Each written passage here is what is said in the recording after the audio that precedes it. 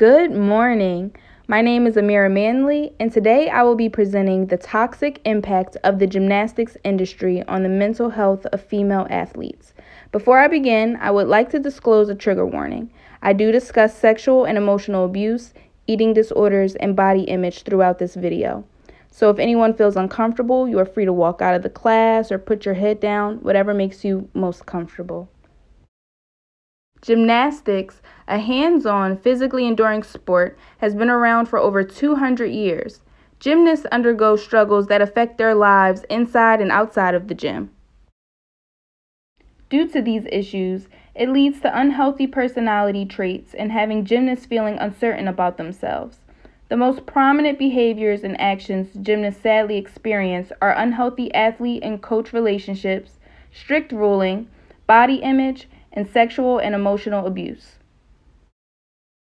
Researchers Lavelli and Robinson both assert that in much the same way as the gymnasts featured in Crane's 1997 case study, gymnasts' self-worth became dependent on their ability to do things correctly, and as a result, they continually felt inadequate and under threat within the gymnastics environment. Crane's case study involved a handful of retired female gymnasts who were interviewed and discussed their experiences of the difficulties associated with leaving gymnastics and how it can largely be attributed to its failure to embrace an athlete-centered approach. Many gymnasts retired during their adolescent years, and because of that, once retired, they now have to find a new sense of self and identity as they were once only used to being a part of the gymnastics environment and being an athlete. To resolve this problem, a lot of gymnasts must spend a certain amount of time in retrospect, analyzing and deconstructing their sport experiences. As for context on the video that is about to be played, a few gymnasts talk about what it's like to be at training camp and what their experiences were. Going to my first camp, I definitely was very scared. Going to the Curly Ranch with all the top elite gymnasts in the country was definitely more intense training than I was used to at home. It was a lot to go there every month. It just felt like you could never be good enough. And so I think that was always the hardest thing. You would think that they would want to give positive feedback because at the end of the day, we're working as hard as we can. The more that we're getting torn down, it's the more you want to give up. Everything would be criticized, just like the degrading, always being so tough on their gymnasts, either with verbal abuse or stuff like that. But many wonder what really goes on behind closed doors at Karolyi's gym. They have questions. Does Bella's Romanian system go too far? Do his rigorous training methods border on abuse?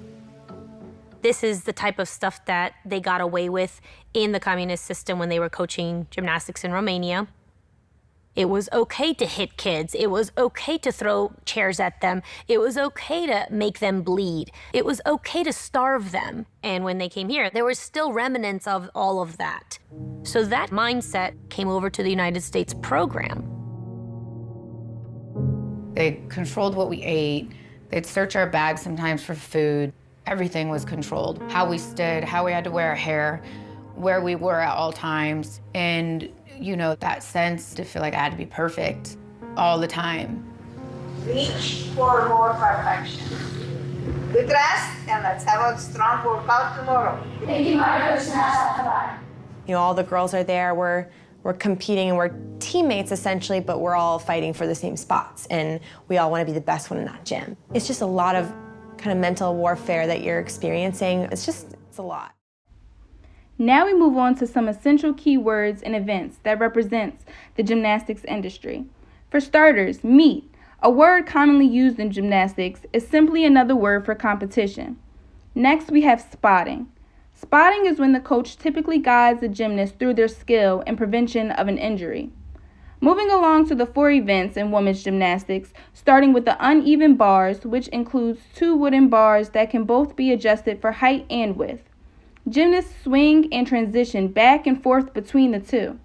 A balance beam is a 4-inch wide long piece of wood that gymnasts flip, turn, and jump on. The vault is what gymnasts run up to on a runway as they jump on a springboard and successfully land on a big chunk of metal with their hands and land in a standing position. And lastly, the most known event, floor, which is a performance-based exercise filled with more jumps and flips that has more room for individuality and creativity. Coach and athlete relationship. What is the importance to this? The relationship shared between athletes and coaches affects the outcome of the athlete's performance. Coaches are the guiding force that gymnasts rely on as they perform these not only entertaining but life-threatening routines. Both the coach and athlete go hand in hand, and because the two work together so frequently, there should be mutual respect between them. This hierarchy, obedience, and discipline on the gymnast in the relationship with the coaches refers to the gymnastics origins in the 18th century when the sport was practiced for military purposes. This shows how the current gymnastics sport is deeply rooted in the idea of discipline to incessantly repeat exercises to aim for perfection, and the gymnasts are seen as performing bodies. Therefore, in gymnastics cultural context, there still remains an autocratic training model in gymnastics where coaches give the commands and the gymnasts must accept them without question.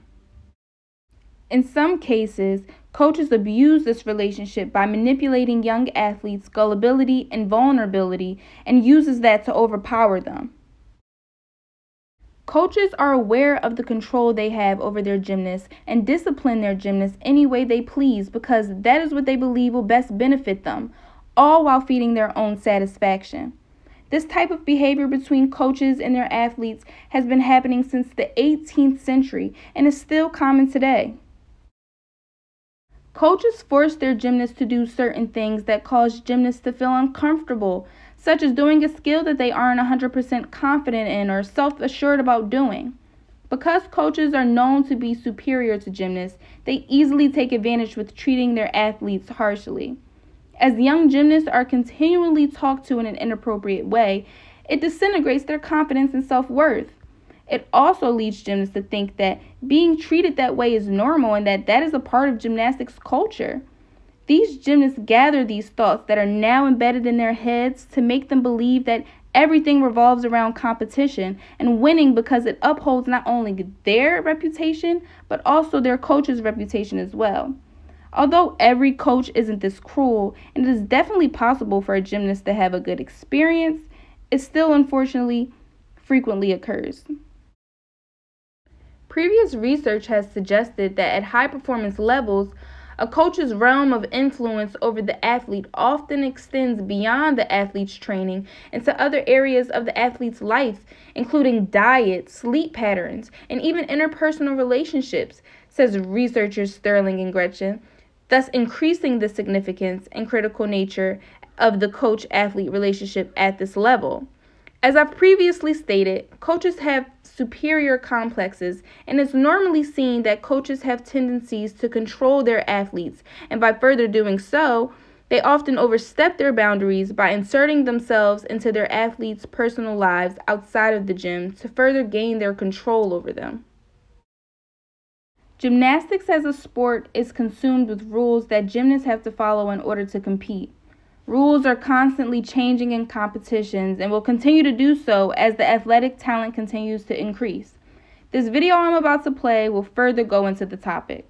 Rules of gymnastics. Undisciplined behavior. Judges may deduct fractions of a point for undisciplined behavior by a competitor or their coach. There may be a deduction for competing out of designated order. Basically, the judges can deduct points for anything deemed negative catching their eye. Even when gymnasts perform their routines out of order, they could be penalized. Gymnasts must stay in the arena. A gymnast may not leave the arena during competition. If you leave the arena, even for a toilet break, you could be penalized. Olympic gymnasts must stay away from performing illegal moves. There are certain moves in gymnastics that are banned, and performing one during a routine can mean big trouble, usually because they're considered to be too dangerous. A gymnast routine obviously needs to impress the judges if the athlete wants to walk away with a medal, especially at the Olympic level, and that won't happen if the experts handing out points already know what's about to happen. Not to mention the fact that it would be disastrous if another competitor stole a few key moves. Have you seen the chaotic, if fictional, circumstances that occur in Bring It On, when routines are stolen and duplicated? That's why gymnasts are expected to keep their routines a highly guarded secret. Those who break their silence not only risk losing the competition, they're also breaking an established rule. The International Gymnastics Federation, the worldwide governing body for the sport of gymnastics, addresses the tight-lipped nature of training in the FIG Code of Conduct, which all gymnasts are meant to follow. It states that competitors are expected to respect the confidentiality of information between athletes and coaches. These are other examples of competition rules that gymnasts have to follow, like the minimum age of Olympic-eligible gymnasts starting at 16 years old. In addition to that, gymnasts aren't allowed to use the restroom during competition, aren't allowed to pick out their leotards mid-routine, nor are they allowed to pause in their routine, as these all will result in point deductions. They must be groomed properly and leotard approved at all times. The International Gymnastics Federation, also known as FIG, created a policy that increased the minimum age of Olympic-eligible gymnasts from 15 to 16, and this rule will benefit more as it was a result of FIG's concern for the musculoskeletal development of young competitors, lengthening gymnastics careers, preventing burnouts, and in order to redirect the image of the sport positively for the public, spectators, and media. All in all, you must be at least 16 years old and older in order to be eligible for the gymnastics Olympic team. Getting selected to be a part of the Olympic women's gymnastics team is a difficult accomplishment to achieve, as one may imagine. There's even been controversy between people about the age limit being too young to compete in a world competition because of all the pressure and stress it causes. The age rule deems ignorance to the fact that a 15 or 16-year-old may very well be too young.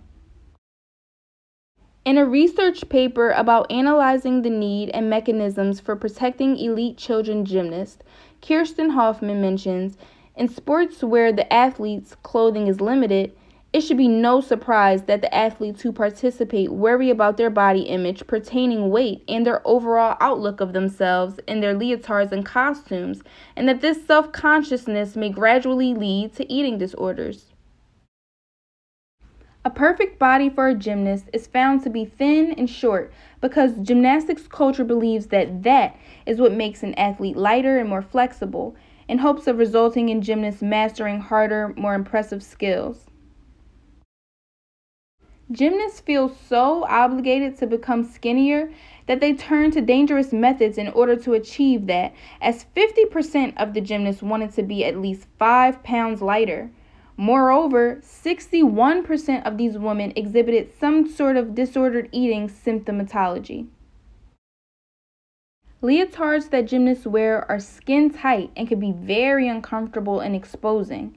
This dress mandate leaves multiple gymnasts feeling uncomfortable, vulnerable, and even insecure.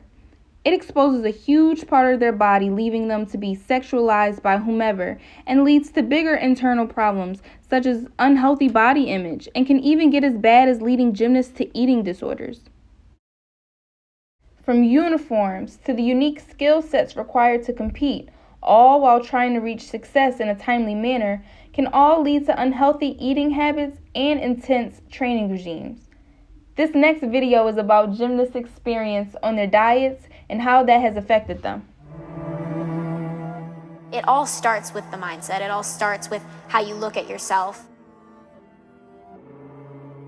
I was taught that resting was lazy. Resting was you just not trying hard enough. No, you're fine. I came into the gym after Worlds in 2013 and my whole body felt like it was broken, like it was shattering. I was just like, oh, my knees hurt so bad.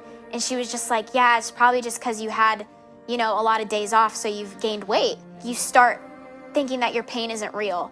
24/7 going into the gym, really just hating your body. When you have that sort of mindset, your body starts deteriorating. I mean, I would be training for 7 hours, and by the time it hit 8 o'clock, I'd be almost passing out, and I'd be like, wow, good thing I didn't eat. I feel so light right now. And I didn't think that was messed up at all. Yes, you're looking skinnier, good job. You know, that's what I would get. I would get praise.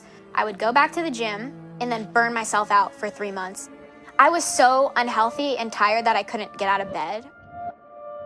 Sucks everything out of you.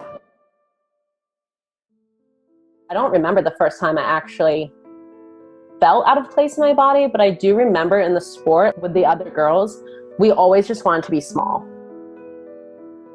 I didn't want to go through puberty either. Your whole mindset in gymnastics is like, stay small, let's delay everything. But for that to be like a goal among the girls. We have to get rid of this ridiculous perfectionist, relentless standards approach. I think there are 4 known types of leotards that gymnasts wear in competition and in practice.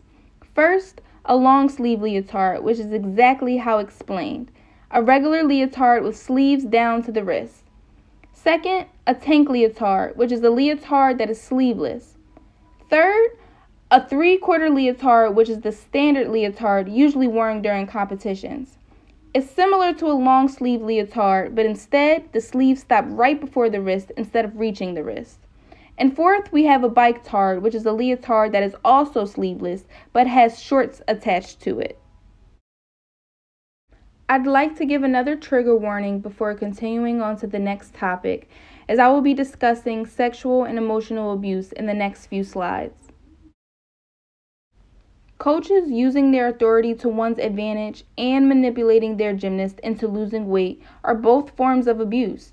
There are further actions that are considered abuse, whether that be physically or verbally. An example of that, for instance, would be when coaches make their gymnasts overtrain or compete while having injuries, whether they be minor or detrimental. Another real-life example of this, which quickly caught the public's attention in 2017, is the Larry Nassar case. Larry Nassar was a widely known physician for the Olympic women's gymnastics team and had been in the sports industry since 1978. It has recently come to the surface that a substantial amount of gymnasts, both underage and of age, have been sexually abused by him. Since these accusations, he has now been convicted of rape and sexual assault. In the article, Whose Fault Is It Anyway?, written by Catherine Hampel, they state how, prior to his sentence hearing, more than 150 women in total have allegedly been victims of abuse by Nassar over the past 2 decades. Almost all of the victims stated that they suffered not only physically from the abuse, but also mentally, with the majority of them enduring anxiety, depression, and even instances of self-harm as a result of the abuse. Too many gymnasts have unfortunately experienced sexual assault and were afraid to speak up due to Nassar being a well-respected doctor in the gymnastics industry.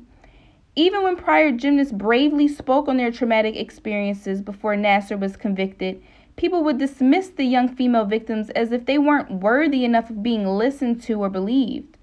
To imagine that these gymnasts have encountered and trusted him, and many other people in the gymnastics community for that matter, for years, to still have to experience this pain is beyond words.